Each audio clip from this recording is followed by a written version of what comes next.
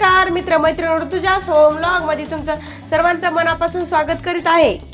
तर आज आपण पाहणार आहोत रसरशीत रसगुल्ले कसे तयार करायचे। मी दूध गरम करायला घेतलं होतं, त्यानंतर हे दूध सगळं फाटून गेलेलं आहे, खराब झालेलं। आता यापासून रसगुल्ले कसे तयार करायचे ते आज आपण पाहणार आहोत।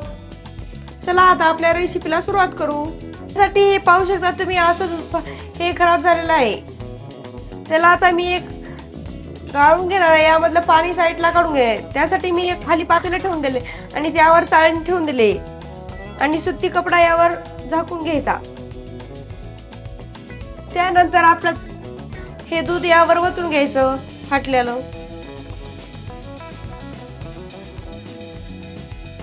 नंतर हे सगळं गाळून घ्यायचं। यामध्ये थोडं पण पाणी नाही राहिलं पाहिजे। पाहू शकता, असं चमच्याने दाबून घ्यायचं।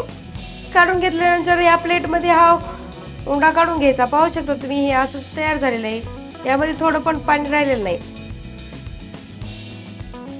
त्यानंतर याला चांगलं असं मळून घ्यायचं। माझं थोडं दूध होतं ना, त्याच्यामुळे मी हे थोडं झालेलं आहे। उन्हाळा दिवस लागल्यावर तर सगळ्यांचं दूध खराब होतं, त्यानंतर हे फेकून देण्याचं नाही, तर याचे असे रसगुल्ले करून पाहिजे।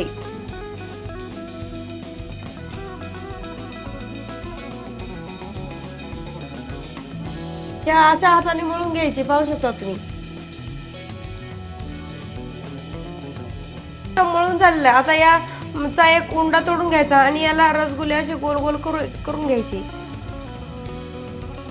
तुमच्या प्रमाणात तुम्ही लहान मोठे करू शकता। पाहू शकता, हे मलाई फक्त आणि फक्त मलाई पासून तयार होतात। हे पाहू शकतात, आपले असे रसगुल्ले करून तयार झालेले आहेत। आता आपण याला शिजवून घेणार आहोत पाकामध्ये। त्यासाठी मी पाक बनवण्यासाठी अगोदर गॅस लावून घेते। गॅसवर ठेवून देते कढई आणि त्यामध्ये टाकून देते 1 वाटी पाणी आणि त्याच वाटीने अर्धी वाटी साखर। तुम्ही तुमच्या प्रमाणे टाकू शकतात। तुम्हाला गोड आवडत असेल तर तुम्ही जास्त पण टाकू शकता।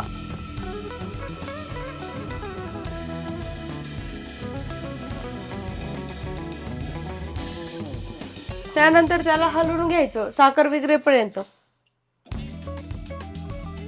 आणि चांगली उकळा येऊ द्यायचा।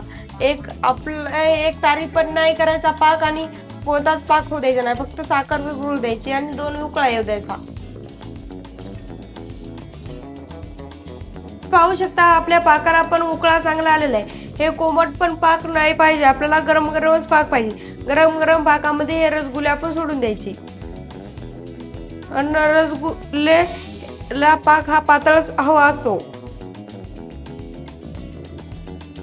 त्यानंतर हे 10 ते 12 मिनिटं यामध्ये शिजू द्यायचे आणि लई जास्त वेळ पण नको, जास्त वेळ शिजले तर आतून कडक होतील। मी थोडं मी हलक्या हाताने याला हलवून घेणार आहे। आता 10 ते 12 मिनिटं याला असंच राहू द्यायचं कमी गॅसवर। पाहू शकता, आपले मस्त लगे असे रसगुल्ले पण तयार होत आहेत। त्यामध्ये टाकून देते मी हे केसराच्या 2 काड्या। पाहू शकता, आपले रसगुल्ले असे तयार झालेले आहेत। आता आपण याला काढून घेऊ।